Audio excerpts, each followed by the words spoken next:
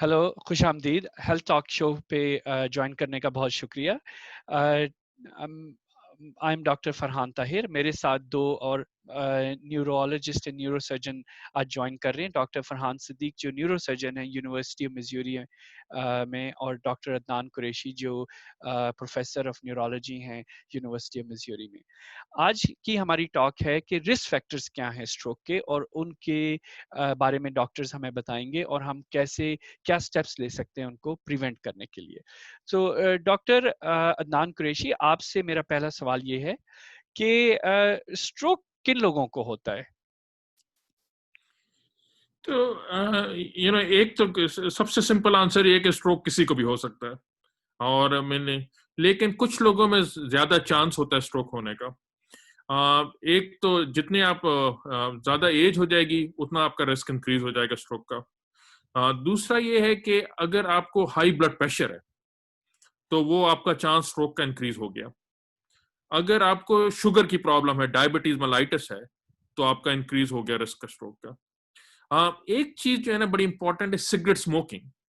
क्योंकि अगर आपको हाई ब्लड प्रेशर हो या डायबिटीज हो, आ, सिवाय कंट्रोल के आप कुछ नहीं कर सकते, लेकिन सिगरेट स्मोकिंग एक रिस्क फैक्टर है जो आप छोड़ सकते हैं और अपना रिस्क जो है स्ट्रोक का कम कर सकते हैं। उसके अलावा जो है ना, अगर आपको हाई कोलेस्ट्रॉल है तो वो भी आपका इंक्रीज हो जाता है रिस्क स्ट्रोक होने का। मोर रिसेंटली उन्होंने कहा है कि अगर आपको स्लीप प्रॉब्लम हो, लाइक स्लीप एपनिया, तो वो भी आपका रिस्क जो है ना स्ट्रोक का इंक्रीज हो जाता है।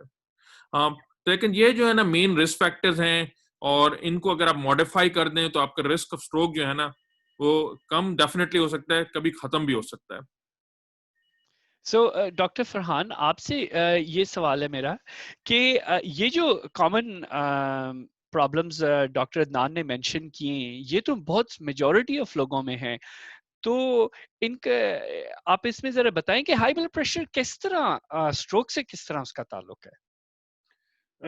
सो दो दो तीन इसमें और बातें मैं थोड़ा सा ऐड करूंगा कि एक तो वो कॉम्प्लेक्स मेटाबॉलिक सिंड्रोम जिसको आजकल हम कहते हैं, वो पूरा कॉम्प्लेक्स जो है, जो जिसमें ब्लड शुगर, मोटापा या डायबिटीज, मोटापा, हाइपरटेंशन, हाई ब्लड प्रेशर, और हार्ट, दिल की बीमारी।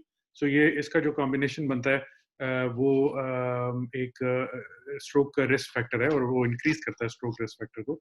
और उसको हाई ब्लड प्रेशर जो है, उसके कुछ तो मखसूस उस बीमारी के खासियात हैं जो स्ट्रोक का रिस्क इंक्रीज करती हैं। उसमें एक खासियत तो यह है कि वो बाय इटसेल्फ जो है हेमरेजिक ब्रेन हेमरेज का रिस्क इंक्रीज हो जाता है। क्योंकि जब आपका ब्लड प्रेशर बहुत हाई रहता है बहुत ज्यादा अरसे के लिए, तो दिमाग की शरियानों में माइक्रोस्कोपिक थोड़ी सी चेंजेस होनी शुरू हो जाती हैं। उसका एक स्पेशल नाम है, बहरहाल उन चेंजेस की वजह से वो थोड़ी, जैसे हम कहते हैं, ब्रिटल हो जाती हैं, या सेंसिटिव हो जाती हैं। तो फिर हाई ब्लड प्रेशर की वजह से ब्रेन हेमरेज की टाइप के स्ट्रोक हो सकते हैं। दूसरा ये कि जिन लोगों को हाई ब्लड प्रेशर होता है जनरली, उनमें ये गर्दन की शरियानों में, जैसे हम कैरोटिड आर्टरी कहते हैं, उसके जो वही आर्टरी है ब्रेन में जाती है, उसमें प्लैक्स बन जाती हैं। सिगरेट स्मोकिंग उसको बहुत ज़्यादा इफेक्ट करती है, उन प्लैक्स को, उनको बहुत ज़्यादा इंक्रीज भी करती है साइज में, और उनका प्लैक रप्चर या प्लैक का ब्रेक डाउन वो भी इंक्रीज करती है, जो कि स्ट्रोक का फिर एक मैकेनिज्म का एक फैक्टर बनते हैं। तो इस वजह से हाइपरटेंशन जो है एक पूरा कॉम्प्लेक्स है, उसमें हाइपरटेंशन एक एक एक पार्ट है उस कॉम्प्लेक्स का, जिस कॉम्प्लेक्स के साइकिल को ब्रेक करना बहुत जरूरी है। Thank you. डॉक्टर अदनान, आपसे ये सवाल है कि डायबिटीज का क्या ताल्लुक है स्ट्रोक के साथ? क्यों शुगर को कंट्रोल करने से रिस्क ऑफ स्ट्रोक बढ़ जाता है? कुछ थोड़ा सा इसमें कोई लिंक है, कोई कोलेस्ट्रॉल का, इन्फ्लेमेशन का? तो डायबिटीज जो है ना बड़ी कॉम्प्लेक्स डिजीज है। सिर्फ शुगर की डिजीज नहीं है, बल्कि डायबिटीज में कई दफा कोलेस्ट्रॉल की बड़ी अबनॉर्मेलिटीज हो जाती हैं। तो अभी साइंस क्लियर नहीं है कि एक बात तो क्लियर है कि जो लोग जिनको डायबिटीज है उनका रिस्क ऑफ स्ट्रोक हायर है। लेकिन वेदर जो है वो रिस्क इसलिए हाई है कि उनकी ब्लड शुगर हाई है, या इसलिए कि उनके जो कोलेस्ट्रॉल है वो अब नॉर्मल है, और या कि कॉम्बिनेशन ऑफ बोथ। तो ये क्लैरिटी नहीं है कि मतलब एग्जैक्टली क्या मैकेनिज्म है जिससे डायबिटीज जो है ना रिस्क ऑफ स्ट्रोक इंक्रीज करती है, लेकिन नॉनदलेस वो risk of stroke definitely increase है डायबिटीज, जो लोगों को डायबिटीज होती है। एंड जिस तरह आप दोनों डॉक्टर्स ने ये बात की है, हाई ब्लड प्रेशर कंट्रोल करना आसान है, डाइटरी चेंजेस हैं, शुगर भी इस तरह दवाई या डाइट के साथ कंट्रोल की जा सकती है। डॉक्टर अदनान आपने मेंशन किया सिगरेट स्मोकिंग, तो क्या ये सिगरेट स्मोकिंग ब्लड वेसल्स की क्वालिटी को या उसकी जो सेहत है ब्लड वेसल्स की, क्या उसको डैमेज करती है, तो उस वजह से भी स्ट्रोक होने का खतरा हो सकता है? तो सिगरेट स्मोकिंग जो है ना वो ब्लड वेसल को डेफिनेटली डैमेज करती है। लोग जो सिगरेट स्मोकिंग करते हैं उन्हें सिर्फ जो ब्लड वेसल जो ब्रेन की तरफ जा रहे हैं उनकी डिजीज नहीं होती, बल्कि ब्लड वेसल जो हार्ट में हैं, जो दिल की तरफ जा रहे हैं, जो हाथ और टांगों की तरफ जा रहे हैं, सारे ब्लड वेसल इफेक्ट हो जाते हैं। और उससे ये है कि सिगरेट स्मोकिंग जो है वो एक तरह से डैमेज कर देती है ब्लड वेसल को, और उसके बाद जो है ना ब्लड वेसल उनमें थिकनिंग होना शुरू हो जाती है, कोलेस्ट्रॉल डिपॉजिट होना शुरू हो जाता है। उसके अलावा सिगरेट स्मोकिंग का एक और भी इफेक्ट है, समहाउ जो ब्लड फ्लो का पैटर्न है उसको भी अब नॉर्मल कर देती है। तो सिगरेट स्मोकिंग वाले लोग जो हैं उनको जो ना, जिस तरह फरहान ने कहा कि उनको इस्कीमिक स्ट्रोक हो सकता है, लेकिन उनको स्ट्रोक जो जिसमें खून जो ना ब्लीडिंग होती है ब्रेन में, वो भी हो सकता है।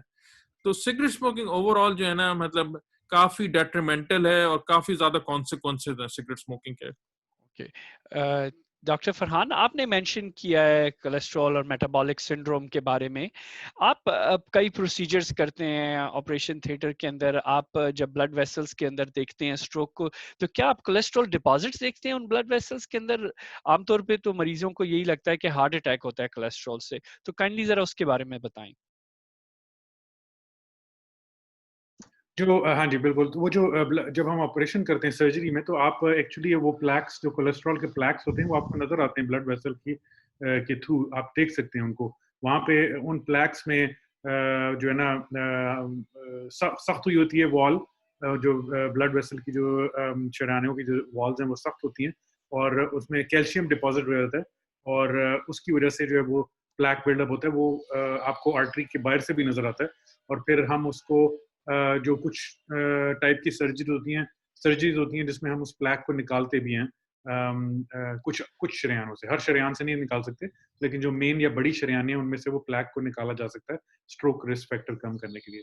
अम, आपने डॉक्टर अदनान आपने मेंशन किया है थोड़ी देर पहले स्लीप एपनिया का, और ये न्यू डिस्कवरी है, जैसे कि बहुत सारे लोग जो है वो खुराटे लेते हैं और या रात को जागते हैं और उनको नींद नहीं आती, तो स्ट्रोक की जो बारे में आपने बताया, इसके बारे में थोड़ा सा और ज़रा काइंडली आप हमारे व्यूअर्स के साथ शेयर करें कि क्या होता है स्लीप एपनिया का मसला। तो स्लीप एपनिया जो है ना एक डिजीज है जिसमें आप जब सोते हैं तो आपको जो ऑक्सीजन या जो एयर जो आप जो ना ब्रीथ कर रहे हैं उसमें ऑब्स्ट्रक्शन हो जाती है। तो आपकी जो ब्रीदिंग है, जो आप सो रहे हैं, वो काफी एबनॉर्मल होती है। तो उसकी वजह से जो ऑक्सीजन है ब्लड में वो गिर जाती है। तो मोस्ट कॉमनली एक तो ये है कि अगर आप उसको ऑक्सीजन को मॉनिटर करें, आप देखेंगे कि एक्चुअली ऑक्सीजन लेवल काफी लो हो जाती है। दूसरा ये कि क्योंकि वो जो ब्लॉकेज है एयर के पैसेज की, उसकी जब ब्लॉकेज होती है तो साउंड प्रोड्यूस होती है, जिसको उर्दू में खराटे कहते हैं।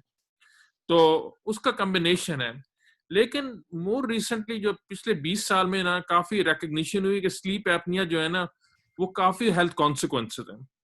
एक तो ये कि जिनको स्लीप एपनिया होता है मोस्ट ऑफ द टाइम वो ओवरवेट होते हैं, तो उसके अपने कॉन्सिक्वेंसेस होते हैं। दूसरा ये कि जो पीपल जिनको स्लीप एपनिया होता है समहाउ उनका ब्लड प्रेशर कंट्रोल और डायबिटीज कंट्रोल मोर डिफिकल्ट हो जाता है। और देयर इज थर्ड इफेक्ट है जो कंप्लीटली क्लियर नहीं है कि किस तरह स्लीप एपनिया जो है ना रिस्क ऑफ स्ट्रोक और हार्ट अटैक इंक्रीज करता है। तो कुछ तो ये है कि जो अदर रिस्क फैक्टर्स हैं उनका कंट्रोल मोर मुश्किल हो जाता है, लेकिन एक इंडिपेंडेंट इफेक्ट भी है जिसको साइंटिस्ट स्टडी कर रहे हैं कि और किस तरह ये इंक्रीज करता है रिस्क ऑफ स्ट्रोक। आप लोगों ने बहुत ही इम्पोर्टेंट जो है ना पॉइंट्स सामने लाए हैं, और देखें हाई ब्लड प्रेशर की दवाइयाँ मौजूद हैं, और शुगर की दवाइयाँ मौजूद हैं। आप लोगों ने बताया कि स्मोकिंग नहीं करें। आप लोगों से और अगर खुराटे ले रहे हो, अगर कोई आपके घर में बंदा कहता है जी आप बहुत ऊंची खुराटे लेते हैं, तो बनिस्बत कि उसके बारे में नाराज होने से अपने डॉक्टर के पास जाएं और मे बी उसको चेक करवाएं। अब तो इलाज मौजूद है और उसके लिए अपने मौजूद। आपसे ये सवाल है मेरा डॉक्टर फरहान, कि जो लाइफस्टाइल कोई मॉडिफिकेशंस क्या हो सकती हैं जिनसे लोग अपनी स्ट्रोक को बेहतर कर सकते हैं? क्या वॉक करने में कोई बेनिफिट है स्ट्रोक के साथ, या कोई एक्सरसाइज करने का?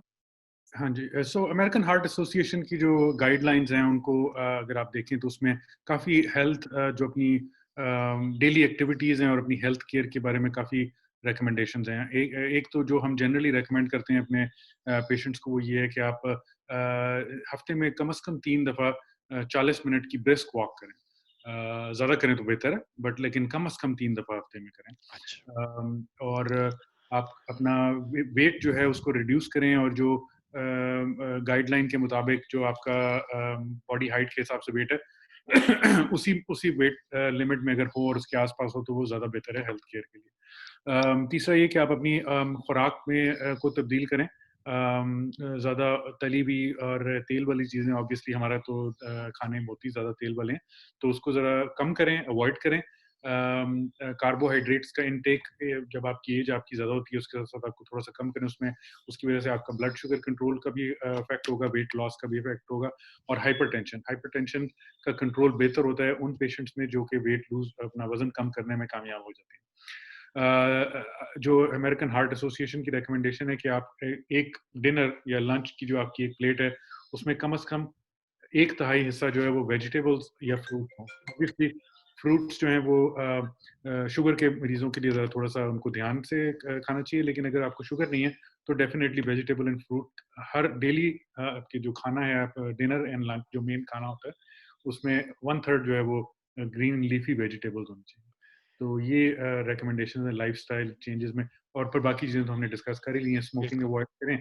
और जो ज़्यादा इंपॉर्टेंट चीज़ है वो, जो कि कॉन्सेप्ट नहीं है पाकिस्तान में, और मैं अपने वालिदैन में भी देखता हूँ, रेगुलर हेल्थ विजिट का कॉन्सेप्ट नहीं है पाकिस्तान में। वो बहुत ज़रूरी है, क्योंकि अगर आपको ब्लड प्रेशर है इसका ये मतलब नहीं कि आपने एक बार दवाई ले ली और बस आप उसका इलाज हो गया। आपको कांस्टेंट वो उसकी वेरिएशंस होती हैं, वो एज के साथ साथ बढ़ता भी है। आपको दवाइयाँ भी चेंज करनी पड़ती हैं, कई बार दवाइयों के साइड इफेक्ट्स भी होते हैं। सो आपको रेगुलर हेल्थ केयर, जो लोग सेहतमंद भी हैं उनको भी साल में एक दफ़ा अपने डॉक्टर के पास कम से कम जाना चाहिए हेल्थ केयर विजिट के लिए, जिसमें वो ब्लड प्रेशर चेक करें, और जिनको ब्लड शुगर है उनका रेगुलर ब्लड शुगर चेक करें, और जिनको प्रॉब्लम है और कंट्रोल नहीं है वो ज़्यादा frequently. Thank you so much. मेरा लास्ट क्वेश्चन डॉक्टर अदनान आपके लिए है। सुनने में आता है कि एस्प्रिन जब लोगों को हाई ब्लड प्रेशर हो या उनको डायबिटीज हो तो दी जाती है। काइंडली इसके बारे में अपने शेयर करें अपनी एडवाइस के एस्प्रिन का कोई बेनिफिट है प्रिवेंट करने के लिए स्ट्रोक?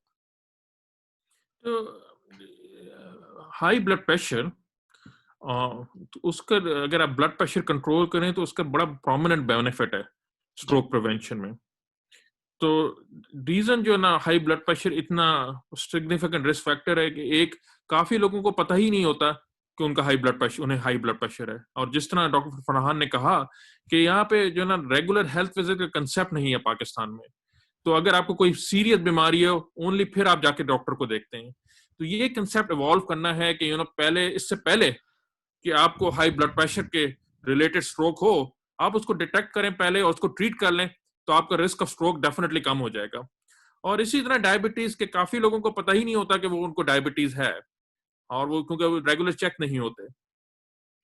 तो क्वेश्चन ये है, एस्प्रिन उसका कोई रोल है प्रिवेंशन ऑफ स्ट्रोक में? मैंने देखा है कई बार डॉक्टर्स के पास जाओ तो वो कहते हैं आपको हार्ट का प्रॉब्लम है या आपको एस्प्रिन एडवाइस करते हैं। उसका कोई डायरेक्टली स्ट्रोक से रिलेटेड कोई बेनिफिट है या नहीं है, या विदाउट डॉक्टर्स एडवाइस इसको आप रिकमेंड नहीं करते अभी? तो एस्प्रिन जो है ना, अगर मतलब लोगों ने ये स्टडीज की हैं कि अगर हर बंदा एस्प्रिन लेना शुरू कर दे तो क्या उनको बेनिफिट होगा स्ट्रोक और हार्ट अटैक का। प्रॉब्लम ये है कि एस्प्रिन के कुछ रिस्क साइड इफेक्ट भी हैं। तो अगर हर बंदा एस्प्रिन लेने लगे तो उनको कई लोगों में बेनिफिट जो है ना वो इतना नहीं है, लेकिन जो साइड इफेक्ट है वो प्रॉब्लम हो जाते हैं। तो इसलिए अगर एस्प्रिन शुरू करें तो डॉक्टर से मशवरा करना बड़ा इंपॉर्टेंट है। तो एम्फेसिस इसी बात पे है कि अपने बेसिक बीमारियों का इलाज करें और डॉक्टर से जाके मशवरा करें ताकि वो एडवाइस कर सकें आपके रिस्क को कम करने का। डॉक्टर साहिबान, थैंक यू सो मच, आपके टाइम का बहुत शुक्रिया for this valuable information. Thank you.